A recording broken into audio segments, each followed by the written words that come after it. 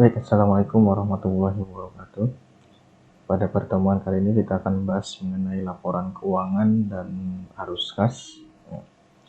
Nanti di sini akan membahas mengenai jenis-jenis laporan keuangan, kemudian bagaimana bentuk laporan arus kas. Pada pertemuan kemarin kita sudah membahas mengenai dasar-dasar dari manajemen keuangan, mulai dari pengertian keuangan, kemudian fungsi dan tujuan dari manajemen keuangan. Nah, baik, sekarang kita mengenai laporan keuangan. Apa sih yang dimaksud dengan laporan keuangan? Ya, laporan keuangan sebelum ke pengertiannya, ini dicatat setiap periode, misalnya setahun sekali, perusahaan umumnya menyusun laporan tahunan atau annual report. Nah, laporan keuangan ini laporan tahunan itu ada annual report, kemudian ada laporan semester berarti per 6 bulan, ada laporan kuartal per 3 bulan. Nanti biasanya ada laporan kuartal 1, laporan kuartal 2, laporan kuartal 3, dan laporan kuartal 4. Nah, isi dari laporan tersebut minimal menyertakan historis perkembangan dan rencana ke depan dari annual report ini. Kemudian ada ikhtisar laporan keuangannya. Nah, biasanya dari annual report itu berisinya tebal, ya, lebih dari 100 halaman, karena perkembangan historis sampai rencana ke depan di situ dibahas. Sementara kalau hanya laporan keuangan saja, biasanya tidak terlalu tebal. Laporan keuangan menjawab kebutuhan informasi tentang kondisi dan kinerja keuangan perusahaan selama satu periode tertentu. Kemudian, melalui analisis laporan keuangan, manajemen bisa melakukan evaluasi dan menentukan langkah-langkah untuk perbaikan kinerja perusahaan. Nah, karena di sini di dalam annual report itu menyertakan kembangan historis dan rencana ke depan, serta adanya ikhtisar laporan keuangan. Dalam laporan keuangan itu tidak bisa berdiri sendiri karena harus ada pembandingnya. Jadi nanti membandingkan minimal itu biasanya dalam laporan itu 2 tahun. Untuk membandingkan bagaimana kinerja keuangan tahun ini dibandingkan dengan kinerja tahun sebelumnya, yang isinya itu ada analisis rasio keuangan, ada perkembangan saham, dan lain-lain. Nah, ini adalah bentuk laporan keuangan atau jenis laporan keuangan. Yang pertama ada neraca, yaitu laporan posisi keuangan. Kemudian ada laporan laba rugi atau income statement. Kemudian ada laporan perubahan ekuitas atau laporan perubahan modal. Ada laporan arus kas dan ada laporan catatan atas laporan keuangan. Ya, tadi sudah dijelaskan laporan keuangan itu bersifat komparatif, ya, bisa dibandingkan dengan tahun sebelumnya, yaitu minimal 2 tahun. Neraca merupakan jenis laporan keuangan yang buat informasi tentang posisi finansial atau posisi keuangan sebuah perusahaan pada waktu tertentu. Di dalam neraca itu terdapat 2 komponen utama, yaitu ada bagian aset di sisi kiri, ada bagian kewajiban dan ekuitas di sisi kanan. Ya. Kalau bentuk laporannya laporan skronto, sisi sebelah kiri dan sisi sebelah kanan. Tapi kalau bentuk laporannya ada penulisan laporan neracanya berbentuk laporan, biasanya yang paling atas itu adalah aset, ke bawah itu kewajiban, diikuti dengan ekuitas. Yang perlu ditekankan pada prinsip neraca itu adalah keseimbangan. Artinya, ada keseimbangan antara sisi sebelah kiri dengan sisi sebelah kanan. Sisi sebelah kiri itu ada aktiva, sisi sebelah kanan ada aktivitas pendanaan. Ya, aktivitas pendanaan itu ada dana berasal dari eksternal dan ada dana yang berasal dari internal. Yang dari eksternal itu biasanya pinjaman, yang dari eksternal itu laba ditahan atau menerbitkan saham baru. Total aset itu ada aset lancar dan aset tetap, sementara aktivitas pendanaan ada kewajiban, ya, ada kewajiban atau hutang ditambah modal sendiri. Kewajibannya sendiri ada kewajiban lancar ditambah kewajiban jangka panjang ditambah dengan modal sendiri. Nah, itu yang disebut neraca. Ini contohnya, ya, misalkan ada neraca PT ABC per 31 Desember 2019 dan 2020. Ya. Ini disajikan secara komparatif supaya bisa membandingkan, karena tujuan dari laporan keuangan itu untuk memberikan informasi kepada pihak yang berkepentingan.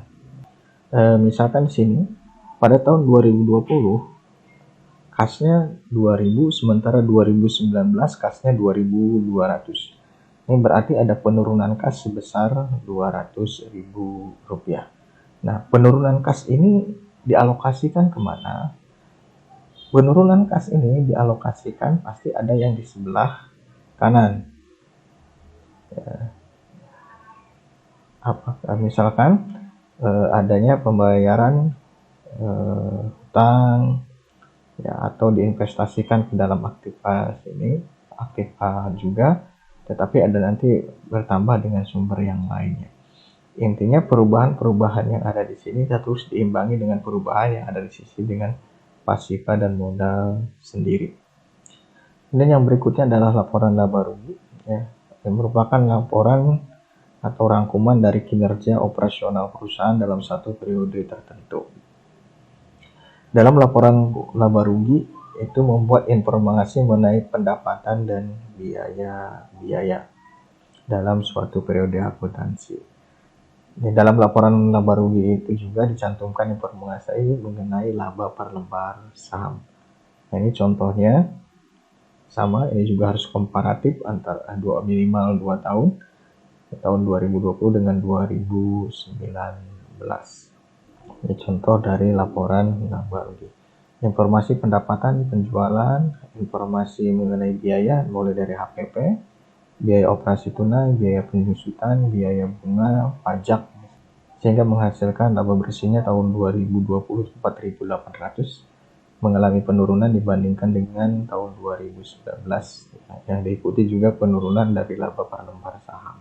Nah, yang berikutnya ada laporan perubahan modal. Nah, laporan perubahan modal itu hanya menyajikan modal awal tahun, kemudian ditambah karena ada aktivitas operasional dalam 1 tahun. Nanti ada di laporan laba rugi itu ada laba yang dicadangkan atau laba yang ditahan, ada laba yang dibagikan kepada pemegang saham. Nah, laba yang ditahan itu akan menambah besarnya modal di akhir tahun, ya. Di samping itu juga adanya pembayaran dividen akan mengurangi modal tersebut. Kemudian ada arus kas, ya. Contoh arus kas ini ada dari perspektif keuangan atau disebut dengan arus kas bebas, yaitu ketika laporan laba rugi menjadi ukuran keuntungan perusahaan, keuntungan tidak sama dengan arus kas. Karena keuntungan dihitung menggunakan accrual basic, bukan dengan kas basic. Sementara arus kas sudah pasti menggunakan kas basic. Nah, dalam pengukuran arus kas, kita menggunakan penyajian laporan keuangan akuntansi yang lazim atau disebut dengan laporan arus kas. Tetapi kita lebih tertarik menggunakan arus kas dari perspektif investor perusahaan, ya, daripada berdasarkan tinjauan akuntansi. Kita dapat mengukur arus kas bebas yang merupakan sisa arus kas untuk didistribusikan kepada pemilik perusahaan atau investor. Nah, di sini perspektif investor itu dengan menggunakan arus kas bebas. Arus kas bebas yang dihasilkan melalui suatu operasi perusahaan dan investasi dalam aset sama dengan arus kas yang dibayar kepada investor perusahaan atau para pemegang saham atau dengan kreditur. Ya, untuk perhitungan arus kas bebas atau dari perspektif aktiva, arus kas bebas sama dengan arus kas setelah pajak dan koperasi dikurangi investasi pada aktiva. Arus kas setelah pajak dari operasi didapat dari EBIT ditambah penyusutan sama dengan EBITDA, ya, dikurangi pajak, itu sama dengan arus kas setelah pajak dari kegiatan operasi perusahaan. Nah, untuk dari kegiatan investasi pada aktiva, yaitu perubahan modal kerja operasional bersih ditambah dengan perubahan aktiva tetap dan aktiva lainnya. Perubahan modal kerja operasional bersih didapat dari perubahan aktiva lancar dikurangi perubahan pada beban hutang lancar yang tanpa bunga. Sementara perhitungan kas perspektif pendanaan, yaitu alurian kas di antara investor dan perusahaan terjadi dalam satu cara berikut, dalam salah satu cara berikutnya. Yang pertama, membayar bunga kepada kreditur. Yang kedua, membayar dividen kepada pemegang saham. Ketiga, memperbesar atau memperkecil hutang yang ada. Kemudian menerbitkan atau membeli kembali saham dari investor yang sekarang.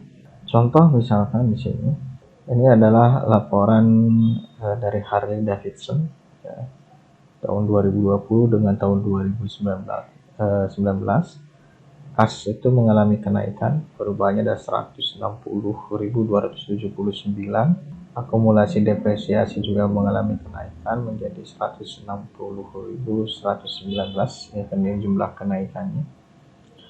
Kemudian ada laporan liabilities and equity, hutang dan modal. Kemudian ini ada common stock ya, modal sendirinya.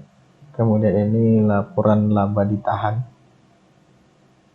Di tahun 2019 laba ditahannya 1.819.422.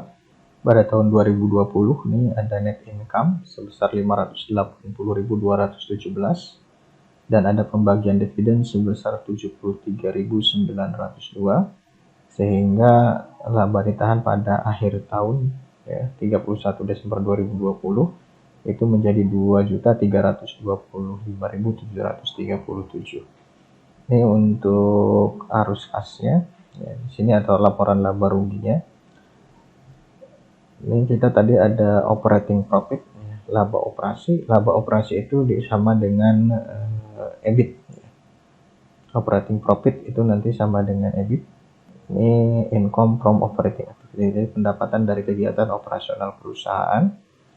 Kemudian ini adalah biaya keuangan, di dalamnya udah ada biaya bunga dan lain-lain. Kemudian di sini adalah laba bersih ya, 580.217.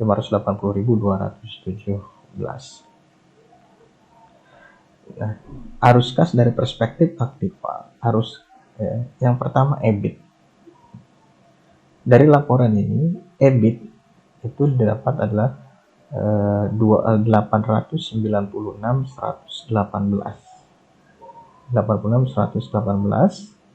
Kemudian karena rumusnya EBIT ditambah dengan depresiasi ya, maka kita cari depresiasinya. Di sini depresiasinya 160.119 ya. Sehingga EBITDA-nya menjadi 1.056.237.000. Kemudian EBITDA ini akan dikurangi dengan pajak. Di dalam laporan laba rugi itu ada hutang pajak.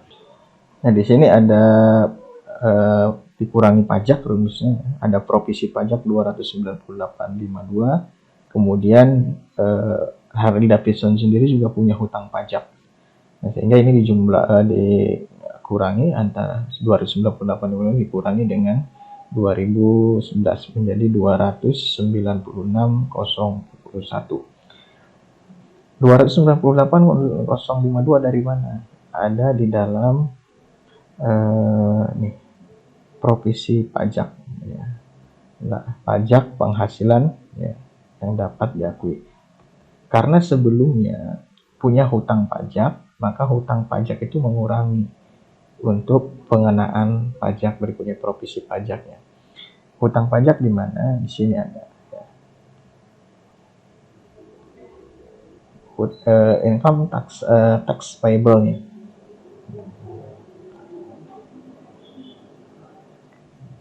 Ini ada kenaikan 2019, ini kenaikan pajak penghasilan. Ya, kenaikan pajak penghasilan 2.100. Maka akan mengurangi total tagih atau hutang pajak di dalam laporan laba rugi menjadi 296.041.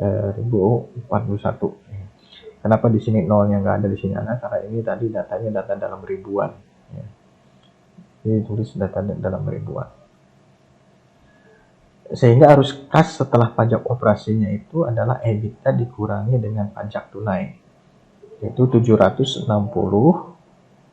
196.000. Kemudian ada perubahan modal kerja usaha bersih, yaitu perubahan aktiva lancar dikurangi perubahan hutang lancar. Perubahan aktiva lancar kita lihat di dalam neraca. Nah, di dalam neraca ini aktiva lancar. Ini tahun 2020, ini tahun 2019 perubahannya adalah 401.322. Dikurangi perubahan hutang lancar tanpa bunga. Di sini hutang lancarnya adalah perubahannya 273.942. Yang diminta adalah perubahan hutang lancar yang tanpa bunga. Nah, yang tanpa bunga ini didapat 197.822. Hutang lancar yang tanpa bunganya itu yaitu account payable dengan accurate expenses, yaitu yang 165.528 dengan yang 32.294. Nah, sementara yang lainnya ini ada beban bunganya, sehingga yang dipakai yang ini, sehingga didapat nilainya itu 197.822. Ya, perubahan modal kerjanya ada 203,5 juta. Nah, perubahan aktiva tetap kotor dan aktiva tetap lainnya, ini dari aktiva tetap kotor itu 300.895 dikurangi dengan aktiva tetap lainnya ya 206.24. Maaf, ditambah ya, sehingga totalnya 501.515. Arus kas bebasnya adalah arus kas setelah pajak dikurangi perubahan modal kerja bersih ya, penjumlahan antara perubahan modal kerja bersih dengan perubahan aktiva tetap kotor dan lainnya, sehingga didapat menurut perspektif aktiva memiliki Harley Davidson tahun 2020 ini memiliki arus kas bebasnya atau free cash flow-nya itu 55.177 dolar. Ini dari perspektif aktiva. Bagaimana dari perspektif pendanaan? Ini data dalam bunga dibayar ke pemberi pinjaman itu ada 17.849. Ya, bunga dibayar ke pemberi pinjaman. Di laporan laba rugi ada pembayaran bunga sebesar 17.849. 17.849. Ya, di dalam kurung karena uang keluar ada pembayaran, ini mengurangi. Kemudian dibayarkan kepada pemilik ya, dividen. Ini di dalam laporan perubahan modal. Ya, 73.902. Karena uang ini dikeluarkan perusahaan, ini negatif. Kemudian ada perubahan dalam hutang. Peningkatan hutang wesel. Ya. Peningkatan hutang wesel 47.833 ini diambil dari sini short term notes ya, 47.833. Itu ada kenaikan. Dengan kenaikan hutang berarti ada merupakan kenaikan modal atau sumber dana bersumber dari hutang jangka pendek. Nah, sehingga ini karena ini bukan uang yang dikeluarkan oleh perusahaan tapi melainkan ada yang masuk ke perusahaan yang tidak dibayarkan, berarti ada benefitnya di sini, sehingga di sini positif. Kemudian adanya peningkatan hutang lancar lainnya, sama lihat dari neraca juga itu 26. Jadi ketika peningkatan hutang, dengan peningkatan hutang sumber dana akan semakin besar, sehingga itu akan menambahkan modal dan uang tidak dikeluarkan oleh perusahaan tapi masuk ke perusahaan, maka di sini nilainya positif. Berbeda dengan ini, ada pengurangan hutang jangka panjang. Ketika ada pengurangan hutang jangka panjang berarti ada sejumlah uang yang dikeluarkan oleh perusahaan untuk membayar hutang, sehingga di sini negatif dalam kurung sebagai pengurang 7.852. Di sini juga di dalam laporan laba rugi juga ada keterangan di dalam neraca. Kemudian ada pembelian kembali saham sebanyak 29.683. Ini diambil dari neraca di dalam neraca di sini ada perubahan Fed capitalnya 27.119, kemudian list treasury stock-nya ini ada pengurangan, berarti ada pembelian kembali saham ya, 56.814. Nah, 56.814 dikurangi 27.119 ini Fed capitalnya, kemudian dikurangi nilai par value-nya, nilai sahamnya, nilai nominal, nilai yang sesungguhnya, sehingga didapat hasilnya adalah 29.683. Sehingga kalau dijumlahkan ini ada minus 55.177. Jadi perspektif pendanaan minus 55.177,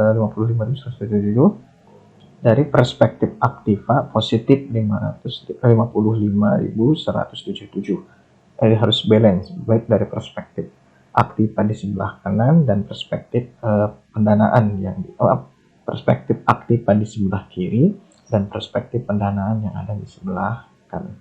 Itu contoh dari perhitungan arus kas bebas. Kemudian mengukur arus kas berdasarkan perspektif akuntansi. Ya. Berdasarkan perspektif akuntansi ini biasanya di dalam annual report ataupun laporan keuangan yang biasa. Ya. Jadi ada, kalau kita di IDX itu ada, kita bisa download annual report atau hanya laporan keuangan saja. Karena nah itu ada tiga, ada dari aktivitas operasi, ada aktivitas pendanaan, dan ada aktivitas investasi. Ini contoh laporan arus kas ya, berdasarkan perspektif akuntansi. Ada aktivitas operasi. Tadi pendapatan bersihnya ada 580.217, kemudian ada depresiasi dan amortisasi, ada kenaikan ya, atau penurunan dalam aktiva, kemudian ada kenaikan penurunan dalam kewajiban operasi. Jadi ini yang terjadi pada saat kegiatan operasi perusahaan. Sementara aktivitas investasi berkaitan dengan investasi, yaitu biasanya dalam aktiva tetap. Kemudian ada aktivitas pendanaan, bisa pembayaran dividen, pembayaran hutang, kewajiban, kemudian kenaikan dalam saham biasa, hutang jangka panjang. Ini dari perspektif pendanaan.